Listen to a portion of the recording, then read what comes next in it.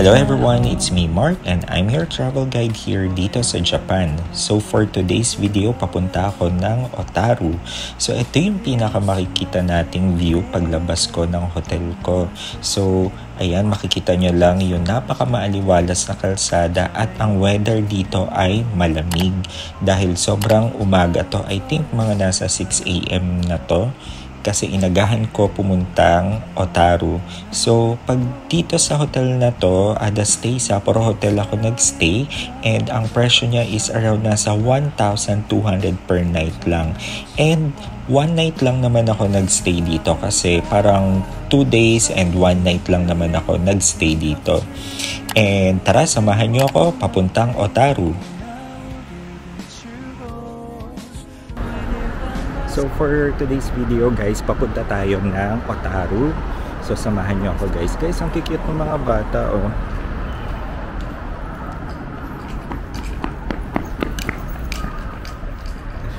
Grabe, nagmamadali silang pumasok. Ang cute. Tapos gusto ko yung bag nila. Na yung backpack nila. Parang gusto ko ng ganun. Pero ang balita ko mahal daw yun guys. So, pupunta muna ako ng Family Mart para mag-breakfast. Bibili lang ako ng makakain. Then, pagkatapos nun is, punta na tayo ng Otaru. Iniwan ko muna yung backpack ko sa hotel ko. Then, mamaya babalikan ko siya. Tara, mag-breakfast muna.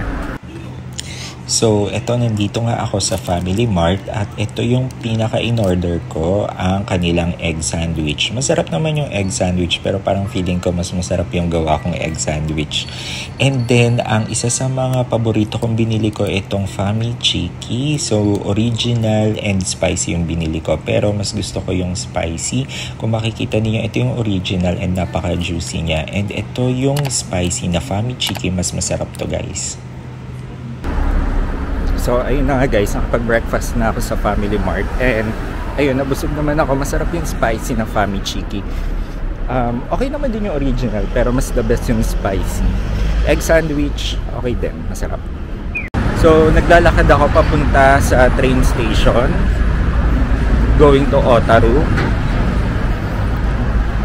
Ang dami ko nakakasalubong na nagbabike. And yung iba papasok sa school, papasok sa work. Ayun, mga suit, wala lang, mga nagmamadali sila. Ito na nga, papunta na ako sa train at kung meron kayong JR Pass, gamitin niyo yung JR Pass niyo para masulit niyo yung pinaka JR Pass niyo. And then, ito yung parang pinaka station nila. Para lang din siyang mall. And ang papunta from Sapporo going to Otaru is around 1 hour lang siya via train. Mabilis lang naman siya. Kaso lang may mga stopovers sa bawat stations. Pero ma-enjoy kayo sa view.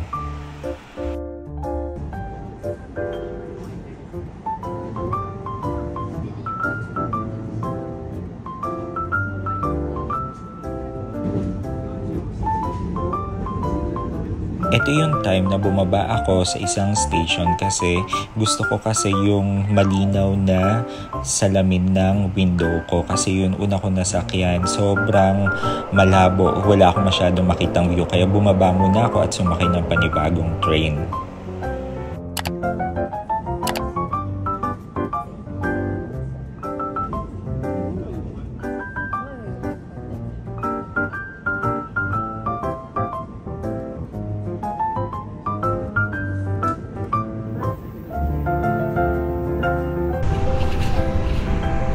So guys, this is my time to vlog.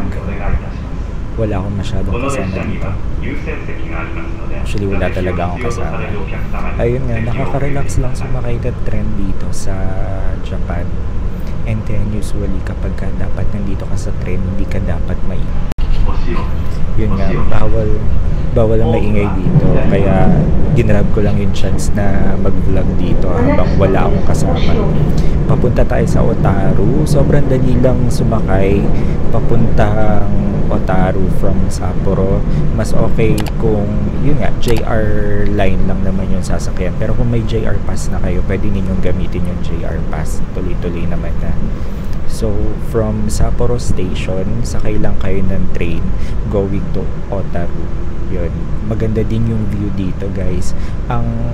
Yun nga lang, yung tren nila dito parang medyo may pagka-frosted or hindi nalilinisan yung salamin nila, pero okay din naman. Bumaba ako kanina sa isang station para sumakay ng ibang tren na medyo mas malinaw yung window para makita ko yung view.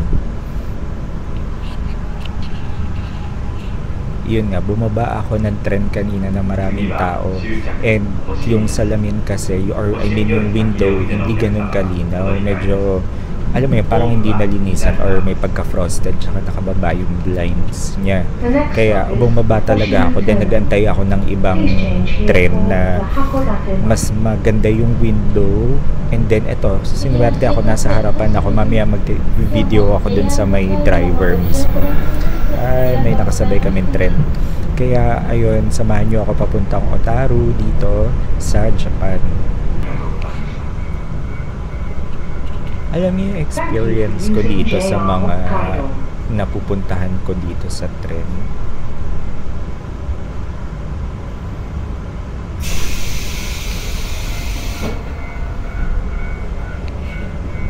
Kala ko ito na yung last station, kinabahan ako. Alam niyo yung experience ko dito sa Japan, para akong nasa anime. As in, parang lahat ng nakikita ko sa anime. As in, sobrang grabe. Iba yung pakiramdam. Yung train station, yung mga bahay, yung mga buildings, yung mga line ng kuryente, mga tindahan, mga grocery, lahat para ako nasa anime talaga. Kaya sobrang saya na pumunta dito sa Japan. And then syempre, kung may experience niyo pumunta din dito sa Sapporo, punta kayo dito guys. Sobrang sulit ang pagpunta dito. So guys, pinababa kami ng tren dahil ewan ko wala rin masyadong tao, baka siguro iba yung daan nun. Sobrang tahimik as in. At eto na nga guys, nandito na ako sa Otaru. Ito yung parang pinaka-station nila. So yung kwento ko nga guys, pinababa kami sa tren dahil iba yata yung way nun at wala nang masyadong pasahero. Parang 3 na lang kaming pasahero na nandun. So sumakay na lang ako sa isang next train at malinaw din naman yung nakita kong view. So ang purpose lang naman ng paglipat ko ng tren para makakita ng view. At since nandito na ako sa Otaru, mas malamig dito compared dun sa pinaka Sapporo at sobrang ganda dito guys.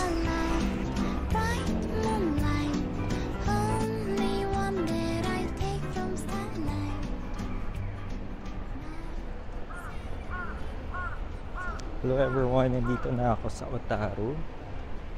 So, explore natin kung ano meron dito. Medyo malamig pa rin kahit may araw. So, papunta ako dun sa may parang kanal nila. Kanal talaga. Basta, ayun. Otaru Canal.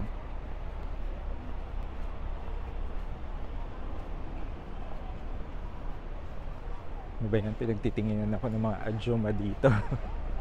Ajuma. Yeah. So, dito na nga tayo sa Otaru. Papunta tayo sa Otaru Canal. Kanal.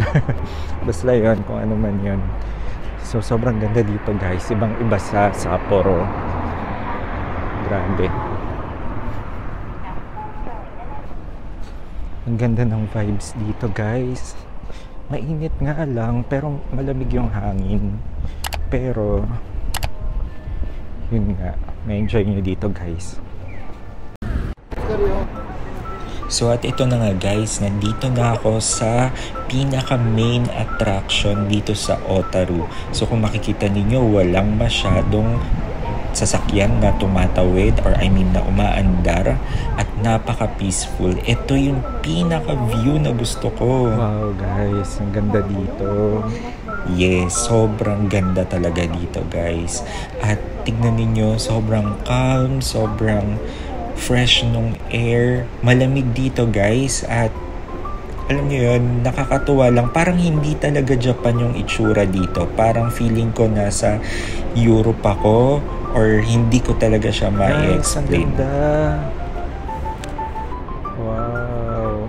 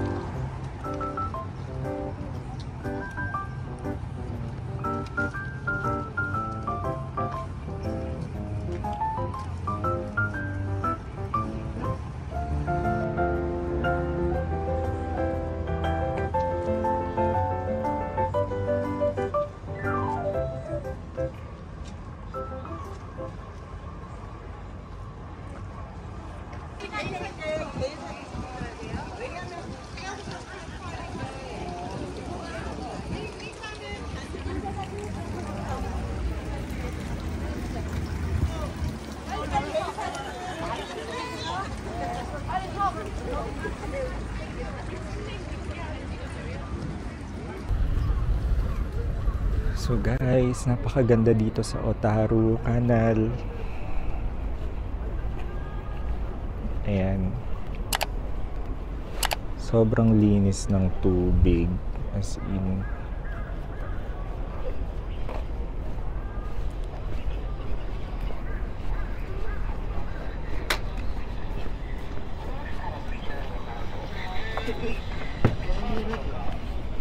so may nag-offer din ng photography, pero nagawa ko siya ng sarili ko. Follow me guys on my Instagram, KramisMark, para makita ninyo yung mga photos ko and new post. So yan, ganda-ganda dito, sobrang relaxing.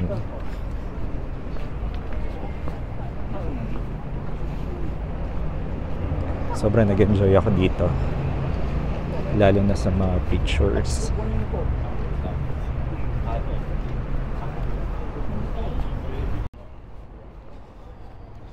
So kung mapapadpad kayo sa Sapporo, punta na rin kayo dito sa Otaru. So ngayon guys, papunta ako sa Music Box Museum.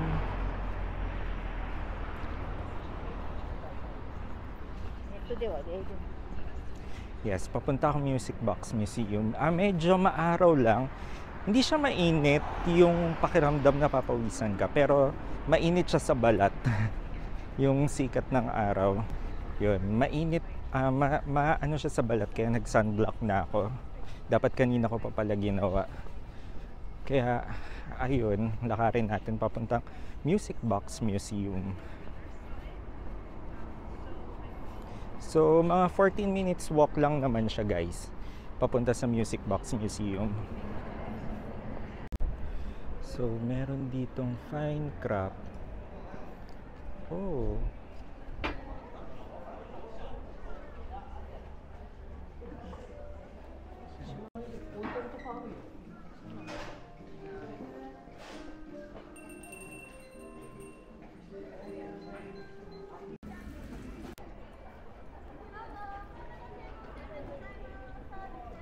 So, may mga sushi sila.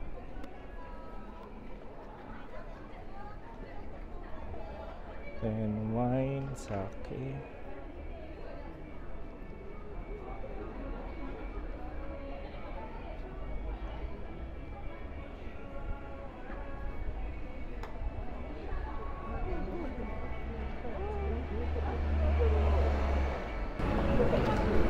So, ang daming kainan.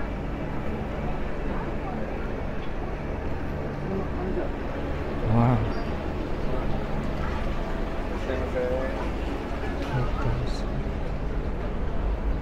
12,000 yen ang isang melon. Mahal ah.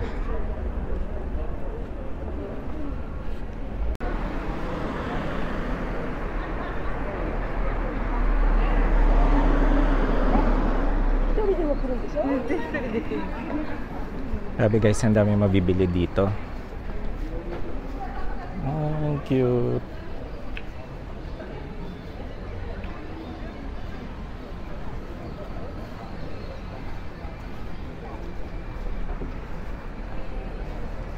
So, iniisip ko na dito na rin mag-lunch. Siyempre, dito na talaga. Pero gusto ko rin i-try yung mga ibang pagkain nila na dito lang. Magtingin tayo ng food later. Pero wow, ayun yung melon na gusto kong i-try. My God. Babalikan ko yan mamaya. Or ngayon na. Oo, ngayon na nga.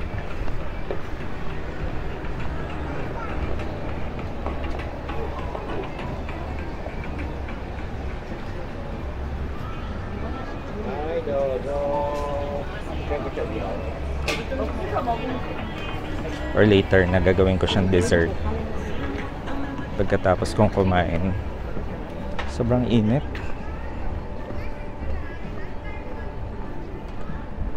Punta tayo dito sa Patos. Ayan, Patos.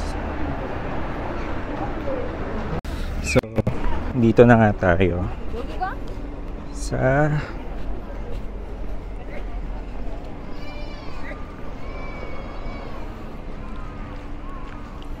nabutan tayo stoplight. Dito na tayo sa Music Box Museum. So, ayan, sobrang ganda dito guys, as in napakaganda.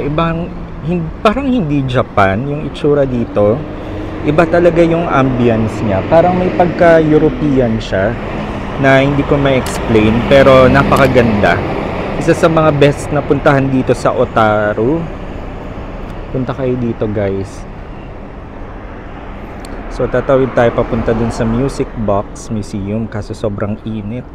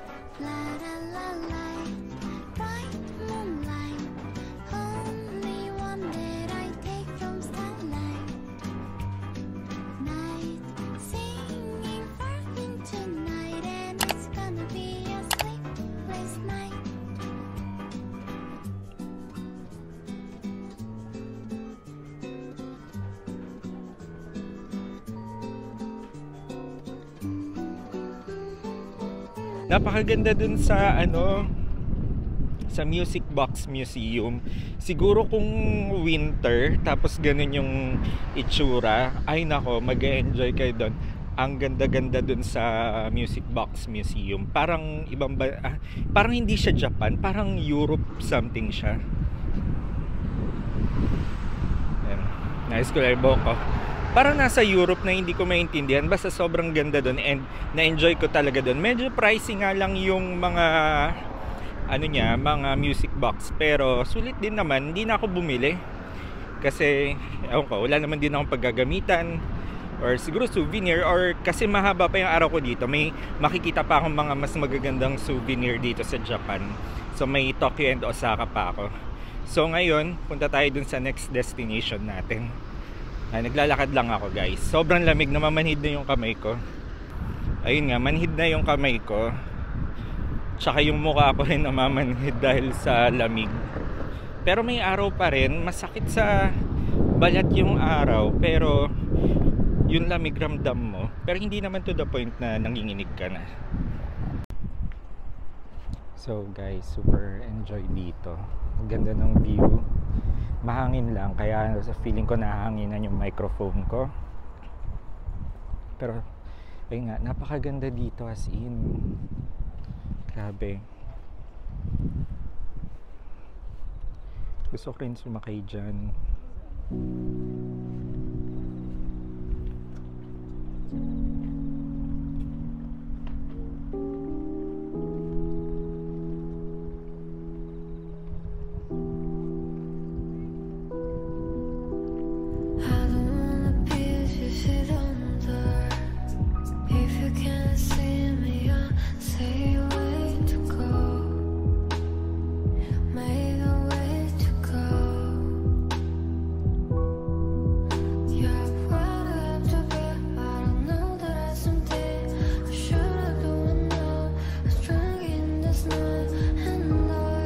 Kung mapupunta kayo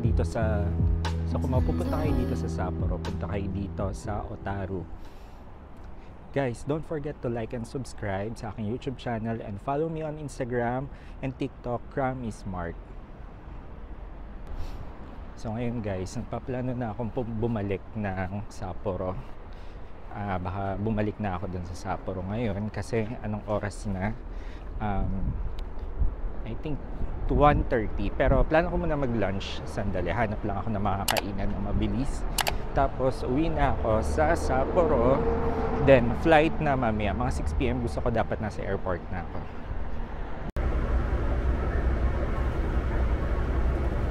So guys, pabalik na ako ng Sapporo, Japan. Nandito na ako sa train. Ayan, ito yung train nila. So hindi siya yung parang upuan na ano, parang MRT lang natin. So ang alis namin is 2:10. So ang oras ngayon ay 2 o'clock. So 10 minutes na lang aalis na. So medyo nagsasalita ako ngayon kasi wala naman masyadong tao, kaya okay lang naman. And sobrang ganda ng view kapag sasakay kayo papunta ng Otaru, dun kayo sa right side, pagpabalik naman sa left side kayo maupo. Maganda yung view guys. So guys,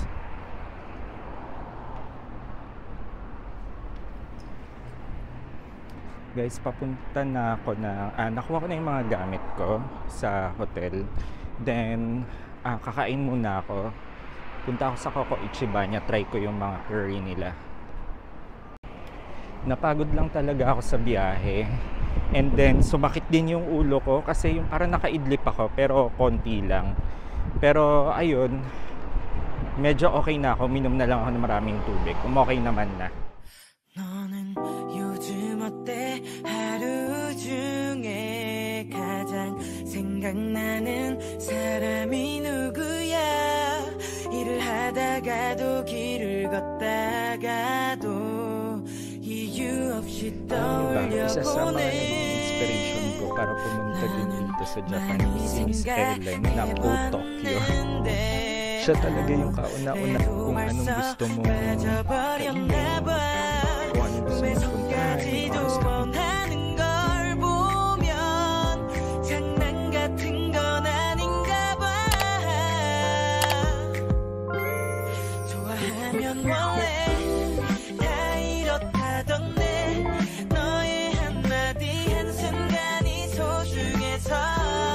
아껴두고 싶어 나만 보고 싶어